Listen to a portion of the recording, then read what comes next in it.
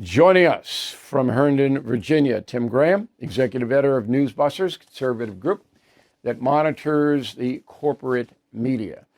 So the Washington Examiner excoriated Martha Raddatz, ABC correspondent, does a Sunday program, said that she was baiting Republican guests on Sunday to try to condemn President Trump for saying that he was going to look into radical left intrusion into the hate speech area.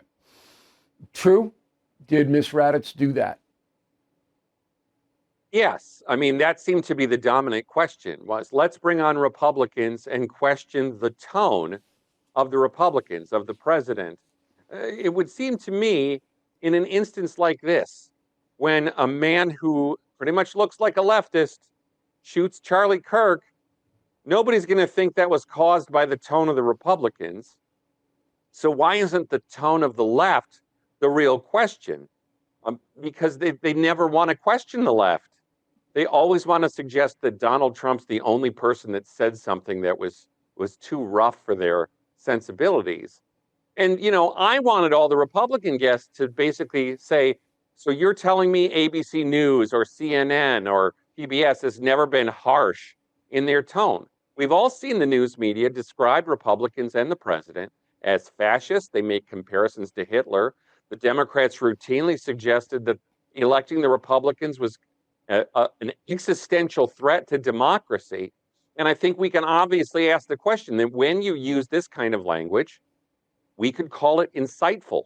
We all understand that when Donald Trump called them fake news, Jim Acosta went running around saying he's trying to get us killed. What about the situation that corporate media is starting to feel the heat? Do you believe that's true? Are they starting to retreat from their embrace of the progressive movement? I'm not sure I see that. I think that they did greet this horrible crime with the horror that they should have. However, yes, what we've seen over the last few days is they've tried very hard to actually suggest that you can't identify the leanings of the killer, despite the fact that they can clearly see that the bullet casing said, catch this Who fascist. did that? Who is diminishing the political leanings of the alleged assassin? Who did that? Well, in general, one of the ones is MSNBC on Morning Joe. I mean, John Lemire. And then they've also tried to suggest, well, it doesn't help to search for a motive. Like, it's not helpful. And it just seems to me that's... Who did that? Who didn't want the motive?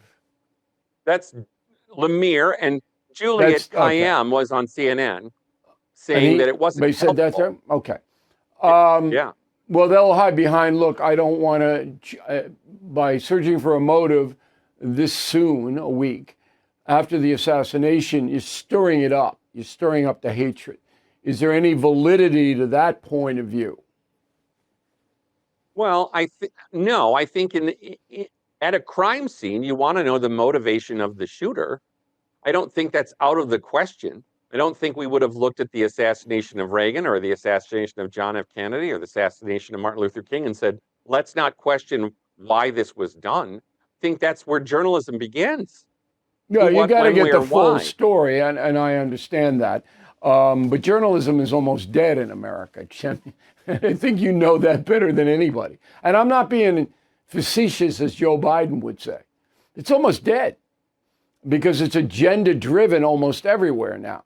This is what you will say. I was doing an interview today for Confronting Evil, and the interviewer said, how does that work? And I said, there's a meeting every morning, an editorial meeting every morning for all of the newspapers and television news operations, separately, of course. And the meeting may start at 8 or 8:30 or 9. And in that meeting, the editorial posture of the newspaper or television station will be put forth to the producers of the programs. They will know what management wants to get out there. And that happens every day. And you go against that orthodoxy, you're not going to work there very much longer. Cold and flu season coming on up. We all know it. And it really is nothing to take lightly. So when people start getting sick all across the country, medications disappear. Everybody wants it at the same time. So it's very, very smart to have a pharmacy you can count on, like All Family Pharmacy. Right now, they're helping Americans get ahead of the curve with 10% off antibiotics, antivirals, other essentials. You know how important it is to have the right meds when you get sick, particularly when your kids get sick. You don't want to be going into the doctor's office, spending all the time. You want to have them at your home. So if you have a few months supply, you don't have to worry. And that's what we're doing here. If you believe in medical freedom, okay, and taking care of your family, as I do, this is the pharmacy for you. Please go to allfamilypharmacy.com/Bill. Use code BILL10 to save 10%. But I want to get specific now. I think MS, whatever it is through. The fact that they're not tethered to NBC News anymore, the resources are less. I don't know anybody who takes them seriously. Even the progressives know it's propaganda. I think they're done. Do you agree with that? Well, we'll see. I mean, they still have better ratings right now than CNN does. And again, CNN's ratings are terrible. Yeah, but CNN's got an overseas component that provides money into that organization that makes it viable. MS doesn't have that. So when you're dealing with under 1 million viewers in prime time, as both agencies have now, they're below 1 million. It's a hard way to make money if you're just selling to the U.S. audience. But editorially speaking, I think MS is on its way out. Yes, no, you don't know. What? I don't know, but yes, we obviously know the economics are not good. We can look at, for example, CBS deciding to cancel Colbert. That is at least half or 75% or 90% an economic decision and not a political decision. Can I disagree with you there? Can I disagree? That decision was made solely so the federal government would allow Skydance to buy Paramount CBS. That's why that decision was made. It had nothing to do with money. It had nothing to do with anything other than somebody in the federal government, I think I know who it is, but I can't say for sure, said to CBS, you know, if Colbert is on the unemployment line, got a much better chance to sell this thing. I think that's what happened there. CNN, you mentioned. I watched a little bit of it in my preparation of my interview with John Malone, which I hope is going to be next week. And to his credit, his people shot me down, but he overrode them, Malone. And Malone is one of the architects of CNN. CNN is very scared. That talent out there, they're almost visibly frightened. Yes, no, maybe? What do you say? Yeah, and I think one of the things you're going to see, and again, part of it is, yes, most independents now are like, this is not a news product. You're watching basically the television equivalent of liberal talk radio. But you can make the same case. That's not what they're getting. You can make the same case for FNC. It's just a MAGA operation. I mean, I don't know that to be true. I think that Fox is much better talent than the other two, which drives viewers to see it. But you can make an argument that Fox just wants to promote MAGA stuff and help Donald Trump. You could make that argument, correct?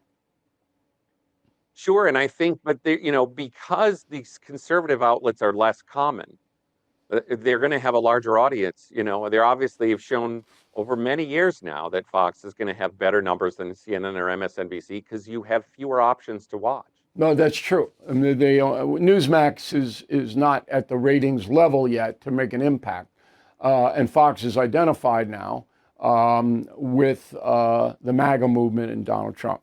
All right, Tim, keep an eye on it. If you see anything really egregious, let us know. We're not witch hunters here, as you know, but we do want to report the story because I do believe that Charlie Kirk's legacy going forward, part of it is going to be the disintegration of the progressive lefts in the media. I think that's going to be attached. Could be wrong. Thanks again for helping us out, Tim.